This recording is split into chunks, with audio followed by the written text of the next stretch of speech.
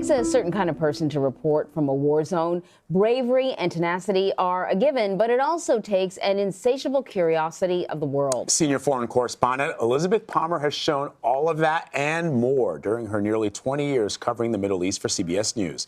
She sat down with fellow foreign correspondent Roxana Saberi to reflect on some of the moments in that history that she has witnessed from the front lines. You've never been forced to go to war zones, so why volunteer? I think that war, almost by definition, or conflict or upheaval, is a zone where normal rules are suspended. You really see the very best and the very worst of human nature. This is exactly where that lethal mortar fell. These airstrikes were among the heaviest, if not the heaviest. The one thing people in the rebel-held part of Aleppo haven't seen yet is food and medicine. I'm standing just a few yards from where one of those massive car bombs went off, and the devastation is just epic. And that's always fascinated me and excited me, and I think it furnishes wonderful material for television reporting. The election may be over now, but the results are going to take a few days to come in. And even when they do, they're unlikely to produce one clear winner with enough power to rule. Did you think you were going to cover war zones when you began as a journalist? Do you know, I don't remember thinking that, but I met some friends not long ago who knew me in the early 80s, and they said even back then I said I wanted to cover war. I think that curiosity was the main reason, and I tell journalism students even now who ask, what do I need to make it in this business? And I think it boils down to two things: curiosity and a perpetual skepticism, a kind of, oh yeah, prove it sort of attitude. Do you feel that there have been any advantages to being a woman in your career, or any disadvantages, or has it not really made a difference? Thought about it a lot because I'm asked that question a lot, and I think that as much as possible, this job at this time is kind of gender neutral. I remember in one instance when we were in Pakistan, when bin Laden had been killed by the U.S. military, and we wanted to understand how he could have lived for so long in a household which was basically surrounded by other houses. We're in the outskirts of Abbottabad right now, in a quiet suburb. In fact, so quiet there's an orphanage just over there. And this house is really quite out of character for this little suburb. And we got some real insights into what it was like to be in the neighborhood and what was going on in the compound, because we were allowed into the women's quarters, and of course the women were the ones who were there all day chatting with other women. They knew all the gossip, they knew all the scuttlebutt, and so we got the best picture of what was going on in and around bin Laden's compound from the women. And it was just a realization that sometimes oppressing women actually is quite subversively empowering to them. I also saw a report that you did with producer Anya Zrayo in Syria, and you were in a home of a family. There was a woman and children when there were mortars falling all around. Do you think you would have had that access if you had been a man? We would have had to have gone about it differently. And certainly I think as women, we had to cross the front line to get into that neighborhood.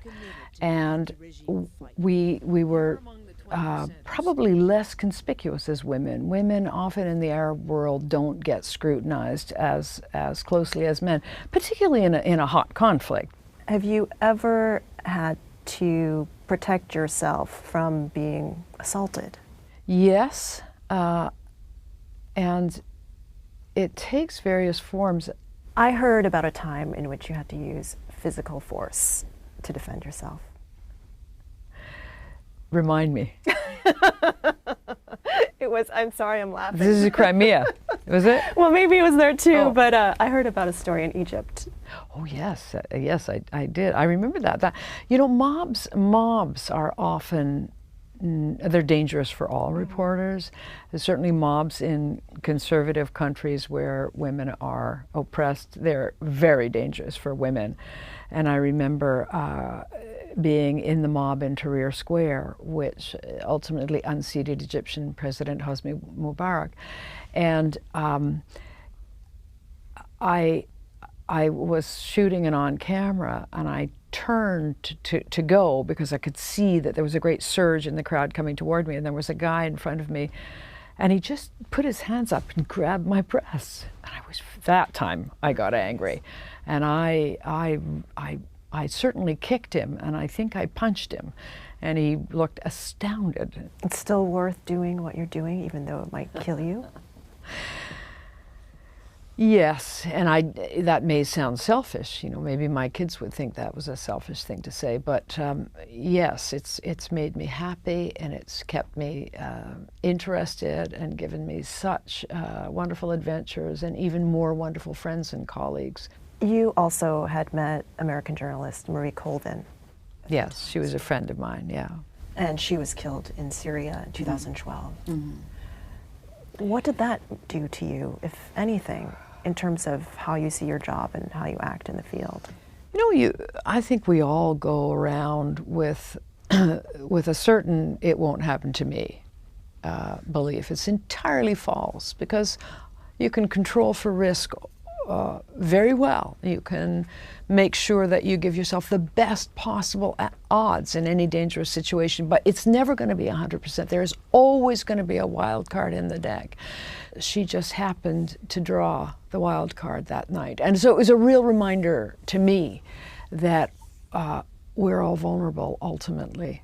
In terms of equal pay, because that's a subject that's been coming up more and more, did you ever feel you were getting paid less than your male counterparts? I now know that I was. Really? And I never asked for enough at the beginning of my career, because I was doing that girl thing, which was trying to please and just being grateful I had a job. It's insane, and I only realized it when many years later I had a woman lawyer who happened to have a good idea of the salary scales. She just looked back and said, "Wow, it's one of the things I try to tell my daughter," and I think a lot of women are talking about it now. Don't be afraid to ask what you think you're worth. If you're worth a lot, don't be afraid to say so. Make it clear you won't settle for less. Do you have any other advice for young women who want to go into journalism? Well, I think it's a wonderful profession for women. If they want to have children as well, they have to marry, as I did, or at least one way to do it that makes life possible and easy is to marry somebody who's a homebody, because this job implies a huge amount of travel. In our case, my husband loved to be home. He was very happy to be the main Mr. Mom character. He loved to cook, and that really freed me up. I have heard you call your husband Luke a saint. He is a saint. Sounds like you were a good team. You are a good team. He was always proud of me and never asked me not to do what I wanted to do, and that's a great gift. Yeah. I owe everything to him. You know what I love about Liz is that, and this series is going to continue, the Women's History interview series. We're going to talk to Rita Braver from Sunday Morning, CBS Sunday Morning. But what I really love about Liz is how nice she is. You know, I think generally when the public thinks of war correspondents, they think of like door kickers and people who are gung-ho and macho, even for women. Yeah. And she is so nice to hang out with and talk to, and so sophisticated and just a wonderful soul. I think that guy that met her in Tahrir Square doesn't think she's so nice. I know. Good for her. That's fine. Good for her.